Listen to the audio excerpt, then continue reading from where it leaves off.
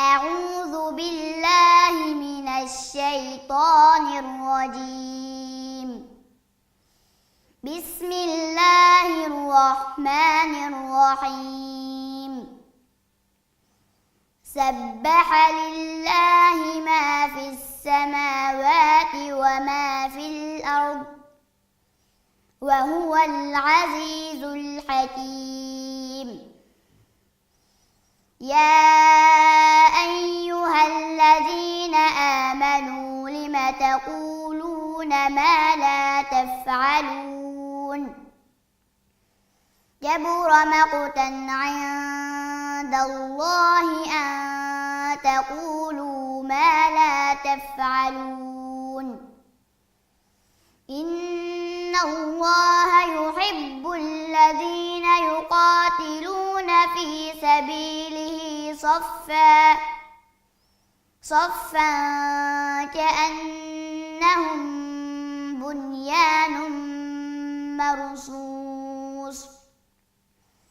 وإذ قال موسى لقومه يا قوم لم تؤذونني وقد تعلمون أني رسول الله إليكم فلما زاغوا أزاغ الله قلوبهم والله لا يهدي القوم الفاسقين.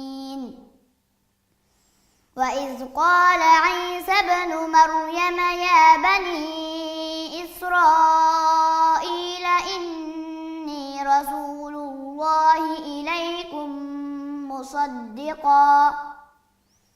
مصدقا لما بين يدي من التوراة ومبشرا برسول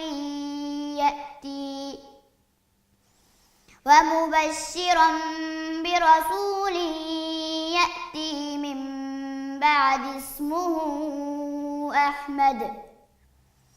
فلما جاءهم بالبينات قالوا هذا سحر مبين. ومن أظلم ممن افترى على الله الكذب وهو يدعى إلى الإسلام والله لا يهدي القوم الظالمين. يريدون ليطفئوا نور الله بأفواههم والله متم نوره ولو كره الكافرون. هو الذي أرسل رسوله بالهدى ودين الحق ليظهره على الدين كله ولو كره المشركون. يا أيها الذين آمنوا هل أدلكم على تجارة تنجيكم من عذاب أليم؟